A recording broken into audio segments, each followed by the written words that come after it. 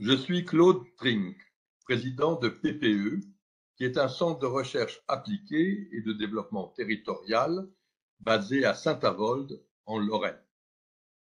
Avec Mathieu Monville, qui est responsable des activités sur l'hydrogène et les batteries, nous avons coordonné un numéro des Annales des mines qui porte le titre de Hydrogène et décarbonation et qui sort ce mois de novembre. L'enthousiasme actuel et réel en faveur de l'hydrogène peut être attribué à deux raisons. En premier lieu, c'est une possibilité de décarbonation, c'est-à-dire d'éviter d'avoir recours aux ressources fossiles et d'éviter l'émission de gaz à effet de serre. Deuxièmement, c'est l'émergence d'une nouvelle filière industrielle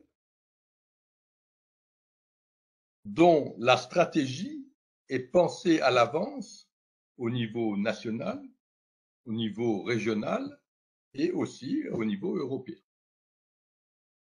L'hydrogène décarboné concourt en effet à la décarbonation de nombreux usages.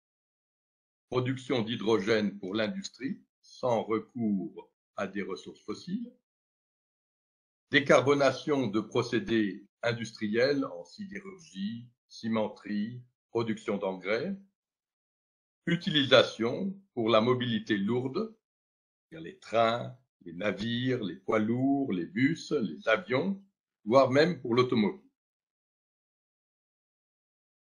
Une véritable filière autour de l'hydrogène se met aujourd'hui en place concernant la production d'équipements, l'aménagement des moyens de transport, les mesures de sécurité et de certification, mais aussi dans une dimension humaine avec la formation de compétences professionnelles adéquates. Et enfin, des efforts de recherche et d'innovation pour abaisser les coûts. Nous avons souhaité que ce numéro des Annales des mines donne des éclairages concrets réalisés par des acteurs totalement impliqués sur les différents aspects de la mise en place de cette filière. Ce sont des industriels, des politiques, des responsables administratifs ou des universitaires. Je saisis cette occasion pour remercier tous les auteurs qui ont contribué à ce numéro. Je laisse à présent à Mathieu Monville la parole pour qu'il vous présente la structure de ce numéro. Donc, merci à Monsieur Trink pour cette introduction. Je suis Mathieu Monville, j'ai participé à l'édition de ce numéro et je fais partie également du PPE. Donc notre approche a été triple. On a souhaité avoir une vision d'ensemble avec un descriptif de la stratégie nationale. Ensuite, on a voulu avoir une approche des territoires avec 2 territoires particuliers. Et ensuite, une approche auprès des acteurs de la filière, et en l'occurrence les industriels et les projets qu'ils portent. Dans la première partie, l'essentiel a été de faire intervenir des acteurs des institutions nationales. Donc en l'occurrence, on a des articles de l'ADEME, de l'ACRE, de la DGE, de l'INERIS, de l'association France Hydrogène par son président, l'association qui fédère les acteurs au niveau national, et le tout est chapeauté par un article introductif du coordinateur national hydrogène auprès du gouvernement. La deuxième partie se focalise sur 2 territoires particuliers, le Grand Est et la Bourgogne-Franche-Comté, avec 3 thématiques essentielles propres à tout territoire sur le territoire national, à savoir le développement des écosystèmes et comment la dynamique doit s'enclencher sur ces territoires, l'accompagnement des acteurs industriels en termes de structuration des actions de formation, avec 2 exemples qui seront donnés, et l'enjeu de l'accompagnement des acteurs industriels sous l'angle technique avec le développement de centres d'essai ou de plateaux techniques. Pour ce qui concerne l'approche des industriels, la troisième partie, ici notre vision a été de décliner les choses sous l'angle des infrastructures, des équipements et des usages qui en fait structurent la filière.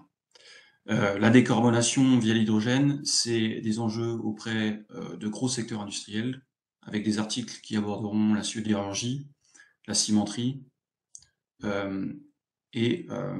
c'est aussi des enjeux de décarbonation de la mobilité, avec là des articles qui aborderont le ferroviaire, le transport urbain et le transport de type mobilité lourde, poids lourd.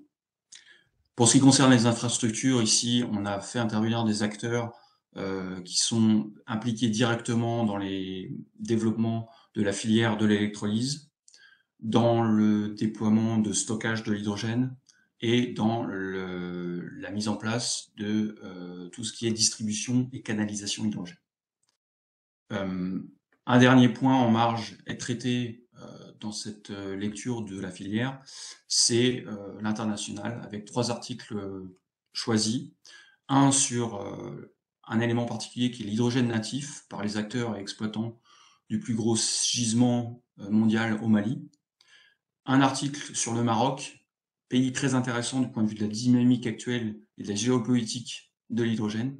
C'est un pays où il y a une grosse dynamique pour l'hydrogène bas carbone, avec l'enjeu que c'est un pays qui est frontalier de notre Europe.